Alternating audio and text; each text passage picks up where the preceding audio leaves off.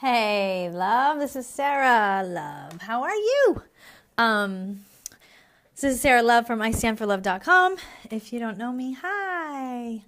Coming at you on Tuesday just to mix it up a little bit. Last week, post-eclipse, I didn't show up on here, so no big. But I'm here now, and I wanted to give you some love today because I feel like sometimes there's just so much going on in the world, in our own lives, in our thoughts. Hi, Danielle. In our hearts, in our emotions, in our relationships, that it is hard to find the words. I'm thinking right now, especially of all the beings being affected by the hurricane in Texas. And, these things, it's like, can't just go on business as usual, right? Because there's these things happening in our world that are huge, significant, and devastating events. And they're happening all over the world most of the time. And it's really something, I think, that when we take the time to just be present and feel it is actually something that we can do as part of like being a little bit of an activist, in an emotional activist maybe, is to feel the things going on in the world, even if you don't know how to express or find words to take action or to do anything about it.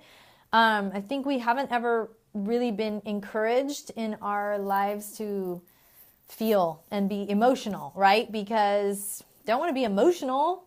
No, we have to have our stuff together all the time. We have to be in control. We have to not be dramatic. We don't have to be so sensitive.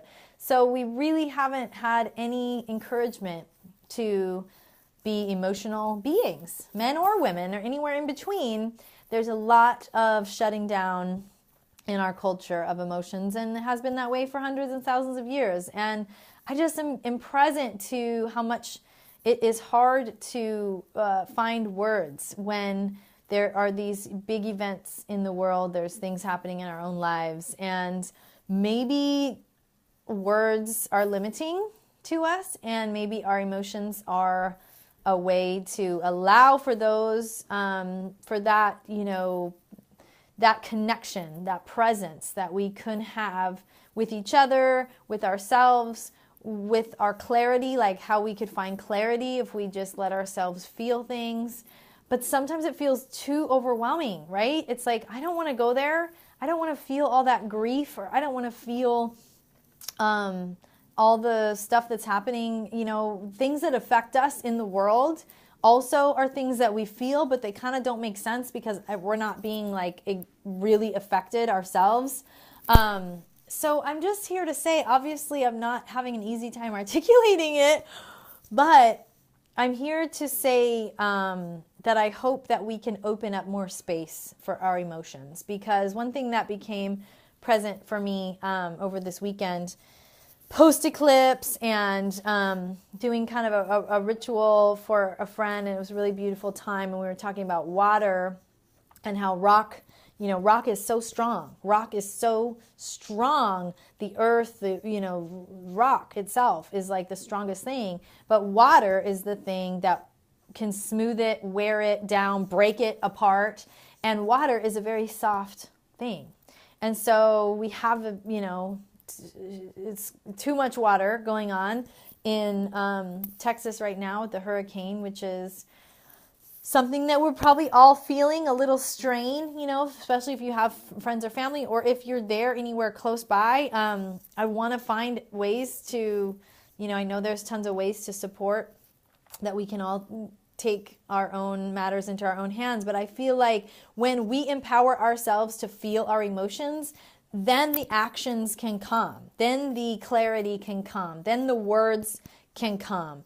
And when we have this limiting, you can only feel this much, don't go to the extreme over here. Even with our joy and our happiness, don't be crazy, don't be too happy and joyful, and definitely don't be too sad or angry or crazy on the other end, because we can't be with each other, but we need to find a new way to be with each other and to be with ourselves. Even if we're just by ourselves having emotions, it is the healing, right? And I'm not an expert. I just kind of get on, I've been on my own self-love journey for so many years, 20 plus. And I realized that I used to have this giant boulder, like rock of Gibraltar sized shame and self-loathing that I would, carry around, but also try to hide and cover up. And over time, the water of self-love, the emotions, and just love in general and gratitude and everything else have worn this thing down that I used to really like rule my life, and has worn it down to maybe a little rock like that, which is really powerful stuff over time. And it has had a lot to do with just accepting who I am and being open to change and growth and being open to inhabiting my own life, inhabiting my own body, and not really being as concerned with the judgments of others. It's an ongoing battle, okay? And I know I'm all over the place today because, like I wrote as the title of this live is like, it's hard to find the words, but we are all living in a very big time of change, and emotional intelligence could be the uncharted waters, could be the places where we find clarity, because when we have like the things going on in our personal lives, if there's hard things, relationship, stuff, grief, death, loss, all of that, we have all these emotions that build up.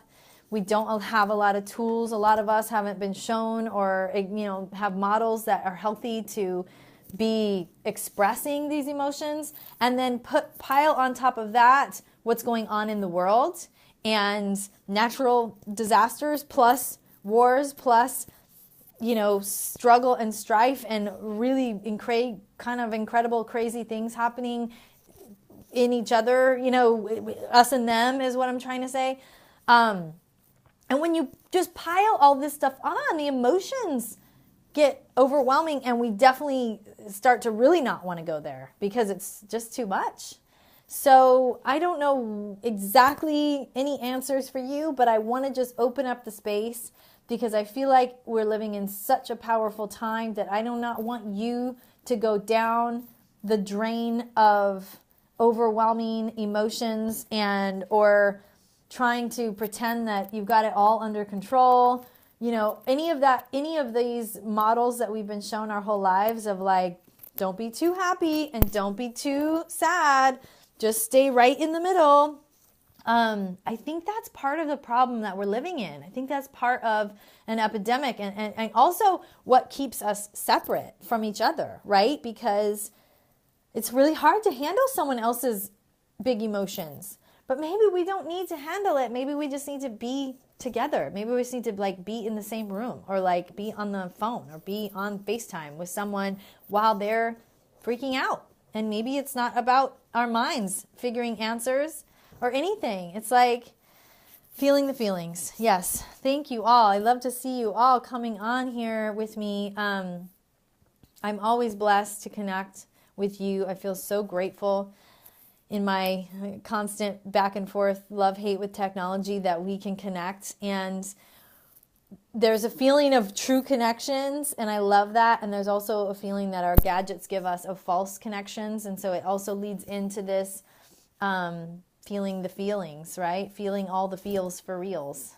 So I'm just kind of tossing this into your basket today. I'm putting it in your pipe so you can smoke it. I don't know, but just think about the unexpressed emotions and the sensitivity. What if when a national disaster happens, or still thinking about Charlottesville, still thinking about so many things that go on in our world, like daily wars, famine.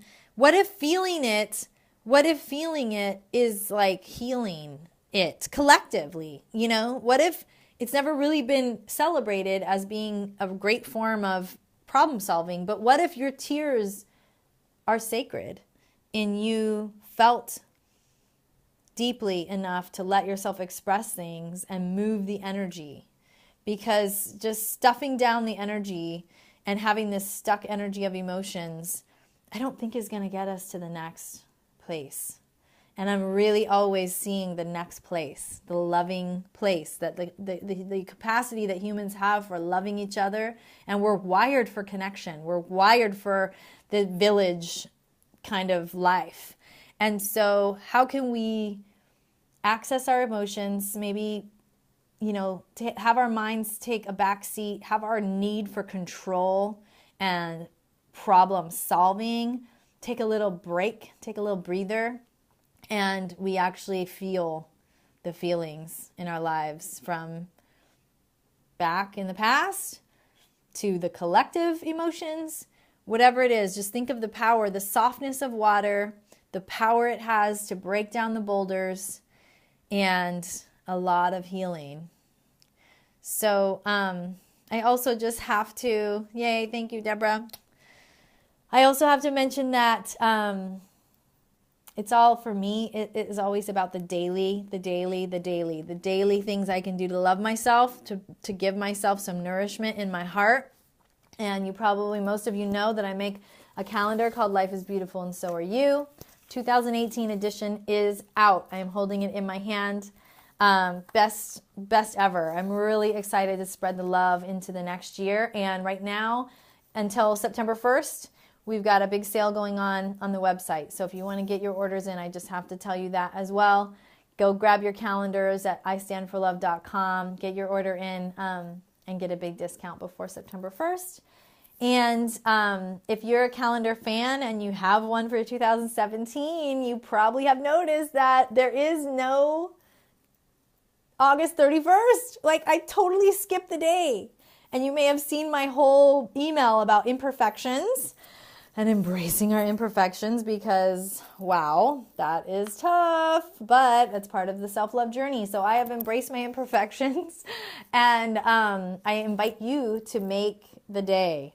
Write in the August 31st of your own affirmation, your own prompt, and make it awesome. I would love to see posts or take a photo of that if you come up with an awesome day for the August 31st that I completely forgot somehow in the glitch in the matrix of my creativity. But I'm loving myself through it. And I made sure that 2018 has all the days. So that's the good news. Thank you again for being here with me. Feel your feelings. Ask for support. Connect. Allow things to move through. The feelings that you have are sacred. The emotions that you have are sacred. You are sacred. You were born. The moment you were born and took your first breath, the world has been changed. You already changed the world when you arrived. So please give yourself a big, big, fat hug. Look in the mirror today into your own eyes and say, I love you, I love you, I love you. Because you are one of a kind throughout all time and space. There is only one of you, and that is so precious, and you are here right now. So honor yourself by feeling your feelings, and if you can articulate it, that's awesome too. Thank you again. I will see you very soon. I'm Sarah Love, istandforlove.com to connect with me more. Thank you. Mwah.